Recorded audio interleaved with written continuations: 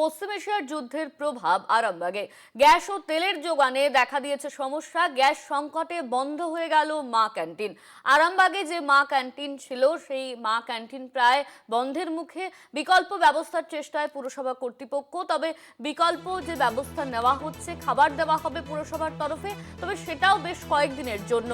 তারপর কি হবে এই প্রশ্নই কিন্তু বারবার ঘুরপাক খাচ্ছে। আমরা জানি পশ্চিম এশিয়ার যে যুদ্ধ পরিস্থিতি, সেই যুদ্ধ পরিস্থিতিতে হরমুজ প্রণালী বন্ধ করে দেওয়া হয়েছে ইরানের তরফে, এবং যে তেলের যে জাহাজ, সেই জাহাজ কোনোভাবেই পৌঁছতে পারছে না, এবং তার কারণেই কিন্তু এই গ্যাস এবং তেলের যে সংকট দেখা দিচ্ছে। সেই জায়গায় দাঁড়িয়ে এবার আরামবাগে সেখানের মা ক্যান্টিন বন্ধ হতে চলেছে পশ্চিম এশিয়ার যুদ্ধের প্রভাবে। তার কারণ গ্যাসের যোগান নেই, দীর্ঘক্ষণ লাইনে দাঁড়িয়েও মিলছে না গ্যাস, এমন অভিযোগ সামনে এসেছে। আমরা অটোর ক্ষেত্রেও দেখেছি, অটো থেকে শুরু করে রান্নার গ্যাস সবেতেই কিন্তু এই যুদ্ধের আঁচ পড়েছে। যুদ্ধের কারণেই এই গ্যাস এবং তেল পাওয়ার ক্ষেত্রে একটু সমস্যায় পড়তে হচ্ছে। যে সমস্যা সাধারণ মানুষরা ভুগছেন, যে সমস্যায়, এর পাশাপাশি সরকারের তরফে যে মা ক্যান্টিন খোলা হয়েছে, ঠিক 5 টাকার বিনিময়ে যে খাবার দেওয়া হয়, সেই মা ক্যান্টিনও কিন্তু এবার বন্ধের মুখে। তার কারণ গ্যাস নেই, গ্যাস পাওয়া যাচ্ছে না, দীর্ঘক্ষণ লাইনে দাঁড়িয়েও মিলছে না গ্যাস, এমনটাই কিন্তু জানানো হয়েছে। গ্যাস ডিস্ট্রিবিউশনের সামনে দীর্ঘ লাইন, এবং সেই লাইনে দাঁড়িয়েও কিন্তু গ্যাস পাওয়া যাচ্ছে না। পশ্চিম এশিয়ার যুদ্ধের প্রভাব এবার আরামবাগের মা ক্যান্টিনে।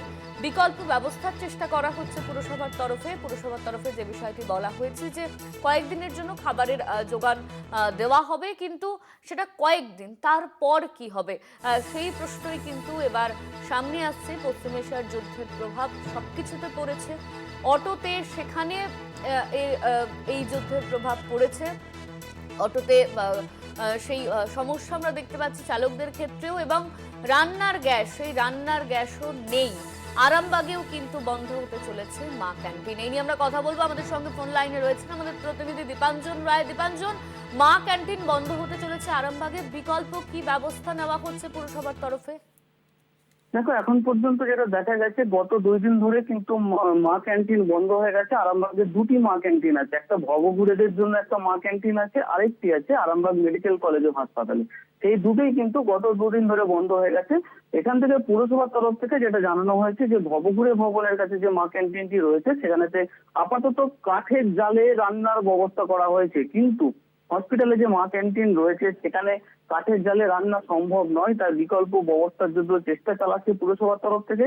কিন্তু এখন যেটা দেখা যাচ্ছে যে মধ্যপ্রাচ্যের যে যুদ্ধ, তার আঁচ কিন্তু আরামবাগেও পড়েছে, সেটা বলাই যায়। তার কারণ আরামবাগে যে ডিস্ট্রিবিউটর রয়েছে গ্যাসের, সেগুলিতে দীর্ঘ লাইন, তাও লাইন দিয়েও ফিরে যাচ্ছে, গ্যাস পাচ্ছে না। এই নিয়ে একটু গ্যাসের তো হাহাকার দেখাই দিচ্ছে।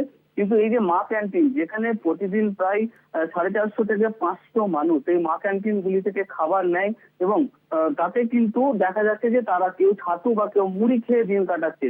হোটেলেতেও আস্তে আস্তে রান্নার পরিষেবা বন্ধ হচ্ছে, কারণ বেশিরভাগ হোটেলেই গ্যাসে চলে। সেই গ্যাসের জন্য কিন্তু হোটেলগুলি আস্তে আস্তে বন্ধের পথে।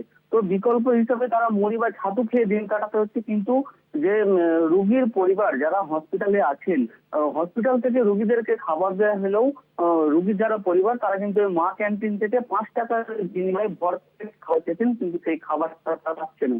হোটেলে যদিও যাচ্ছে, তো হোটেল এখন বলছে যে দামও একটু বেশি পড়বে, কারণ গ্যাস যেহেতু পাওয়া যাচ্ছে না।